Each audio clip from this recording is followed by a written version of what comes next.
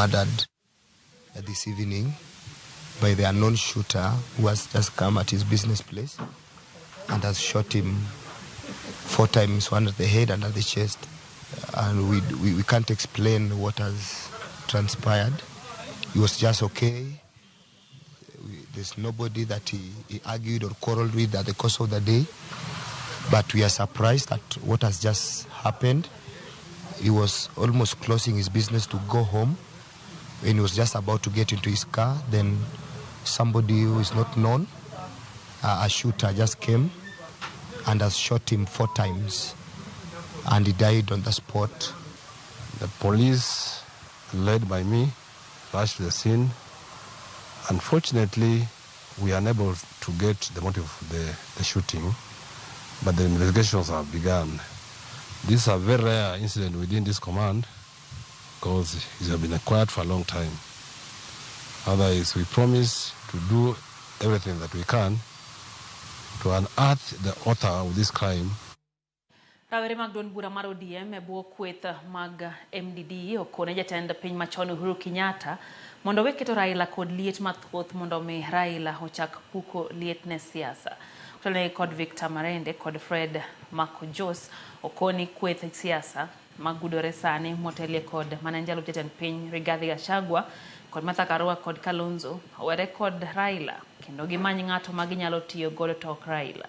Rawere ogolo siem kagini bwa maduong' Nairobi kendo telo ni Odinga omad mana makore kod jatend piny Kenya William Ruto.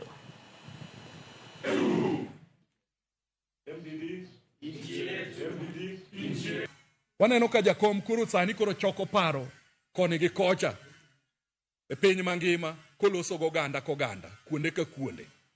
Wasiro wuoth ma jakom wuothono kendo kako timo twak motimogo. Wasir ahinya kendo gima biro wuok e twagno emana wasir. Awinjo ka jomoko dwa kiko itwa kaka oganda. Awinjo ka Gachagua go Uhuru koriwore nyaka gi Moses Kuria ochokore e kona moro gi wacho nitie kaka gin gi kura moko magida miyo jakom Raila Amolo Odinga. Wakwagi ni kura go kwadwa. E ka en gi milion 6 tembo chak goda chaka milion 6 oromo. Tok nodwa wuondo wa kaka oganda to gima gisesiro amwa yudo bende onge. President makawuono ni osenyiso wano nyalo tiyo kodwa nikech kata iye kanyo bende osemiyo waziri moko. Uhuru ne ok omiyo wada to ng'ani to miyo wa moko. Koro wan gigo teko osemiyo wa to wan wayie ni wanyalo tiyo kode makochopo higa mar 27 koko wabiro neno kaka oganda ni wadhi kanye. Lakini gikawuono to wanyonuru mana ka nikech joma duongo jakom ni mondo ti kode ka gimbe gidwa mana ni wawuok ka mondo gibi gidonj kae. Rawere buore Nairobi no wuok mar kar kwan gi ne chenro mandikruok ne tije mag pinje maoko anyato mago mag lwedo e kinde go jatend migawo mar Labour Alfred Mutua nowacho ni sirikand Kenya tiyo matek kendo keto kenge mag neno ni rawere yudo tije oko oyudo passports mekgi e thuolo mar odiochieng' achiel kata ndalo 2. Omedo ni piny owacho manyo yore mag chiwo sir ne rawere go kokadho agulu mar Youth Fund. Mutua ojiwo rawere mondo mi orang makare riwruoge ma ondiko ji tije kapo nono gichopo rang'iny mar timo kamano. Mechanical, electricals,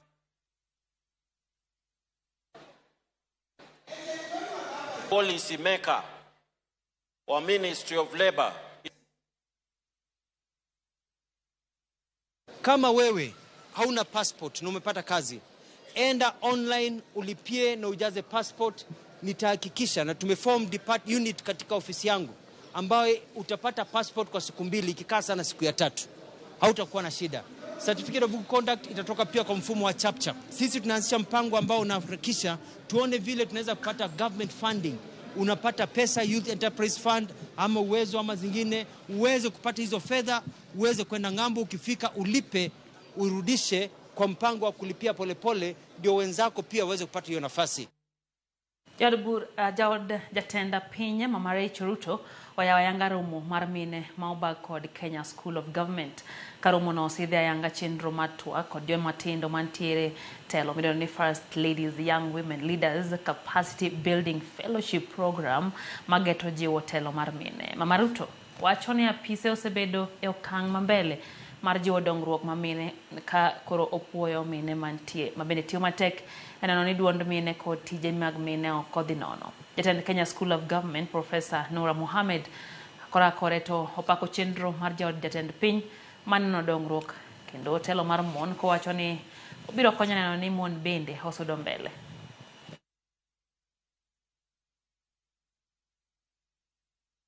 The First Lady's Young Women Leaders Capacity Building Fellowship Program, one of our flagship programs that will be launched today by Her Excellency the First Lady, will greatly empower young women, equipping them with requisite skills and competencies for them to excel in today's competitive and dynamic labor market. As an office, we have consistently pursued women's empowerment and have witnessed results that enforce our commitment to advocating for gender equity. We are here to celebrate the seeds sown 30 years ago by women pioneers, including Maria Nzomo, Phoebe Asio, the late Professor Wangare Maathai, Honorable Nyiva Mwendwa, and Honorable Charity Ngilu, in the quest for gender equality. Migao mar omenda John Mbadi ochopo nyim komiti mar Senate mondo mi oduok penjo ewi chal mar ochumi ma pacho ka. E kinde twagno komitino bende oketo Mbadi orindi maliet mondo oler midhiero manyalo juko piny Kenya kod kaka inyalo kony pek ma okel kod okang' mar piny Amerka chungo sir mar omenda mayande gichiwo kokalo e chenro mag USAID. Now, the amount for the said programs is approximately the program that I highlighted: food, governance, and education.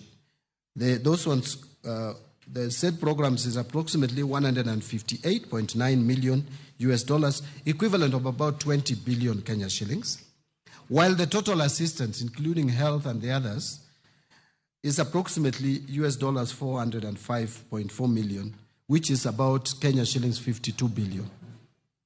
For the financial year 24-25, from USAID, which, as I've indicated, includes other sectors such as health, economic growth, water, and environment.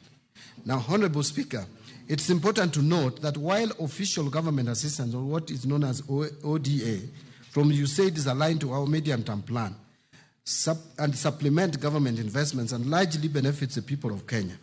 USAID contracts implementing partners, that is both international and local, are entities who bear fiduciary responsibility, because this funding is implemented by implementing partners. The money, as I will state, does not come to our budget. Piny owacho bagoromo gi jochung' riwruoge mag kuonde tiegruok mag Technical University of Kenya TUK, University Academic Staff Union, WASU kod Kenya University Staff Union, KUSU, matwak e winjruok manotim gi jotije mbalariany ma TUK. Mano wuoye romo no jatend migao mar somo Julius Ogamba wacho ni migao no oseketo kare chenro makare makoro bioneno ni jotije mbalariany go odokie tich kadwachgi bende ochop kare. Lero ni moko kuom weche magitwakie kendo gitime winjruok gin kaka bedo gi kwan mamalo ma jopuonjre ma irwako e mbalariany, bero chenro mag tawo tije kod bero chal mar mbalariany no e kinde mamoko, ka bende olero ni okege gi geto chungo gomo moro amora e kinde mabiro. So we had discussions around the increasing student enrollment, cost-cutting measures in various areas. We also talked about organizational structure. We also discussed areas of revenue enhancement and strengthening of the university governance and management structure. So we have been able to put on the table a proposal for the unions to ensure that we have a short-term, a medium-term, and a long-term plan to ensure that we keep the employees at work, we keep the academic staff in class, and we keep the students in class so that we do not have these very many disruptions in these universities that has led to the academic calendar being affected. Sama koro kaunti ma Homa Bay dhi nyime kod ikruok ne nyasi mar madaraka mabiro timore alap mar Raila Odinga, okang' ma kamano medo yudo puoch gi pak ni mar odhi konyo lwasi mar dongruok e kaunti no. Kennedy Obuya, ma en jakom mar duond bura mar UDA kaunti ma Homa Bay, wacho ni nyasi no biro kelo ber mathoth e kaunti ma Homa Bay. Jomokalo kweth mag jotelo mono wuok e sirikal mamalo kotelne kod jagoro mong'ere migawo mar arita Dr. Raymond Omolo nolimo ikruok mitimo e kaunti no motelne nyasi ma kamano michan tim dwe mar 6.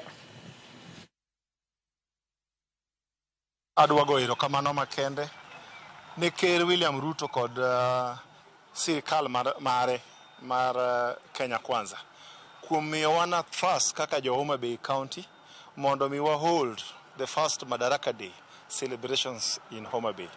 Wago erokamano maduong' ahinya nikech biro maduong' kama nyasi machalo kama kelo dongruok. Waneno ka refurbishment lokruok mar gero kiwanja maduong' stadium mar Raila Odinga Stadium ma Homa Bay dhi mbele yo matek kendo ma en lokruok sama gigi timore kata mana uchumi mar kor gweng' bende idho malo. Wan gi geno kendo wan gi mor ni Broad Based en gima ber nikech e pinywa mar Nyanza ka wan kaka jo UDA kata mana jo ODM bende siasa en gima seche moko kelo liet ma seche moko liet no miyo kata yore mag ohala kod kwe mar dak makare bedo ni onge. Waneno ka wach ma Broad Based ni osenyuolo kwe kod hera monego sigu matindo tindo mantie kind oganda e pinje mag Luo Nyanza ka.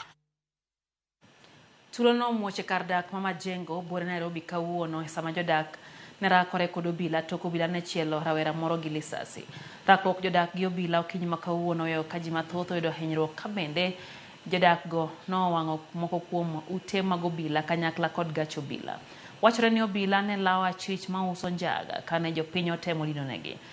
Kane bende gitemo keyogi to ne giwuodho lisasi magi muocho mano onego rawerano. Gino mano kelo tulo. Rakruok no chungo chenro mag ohala e chirono mag Komba Isli e kinde kuonde mamoko e alworano.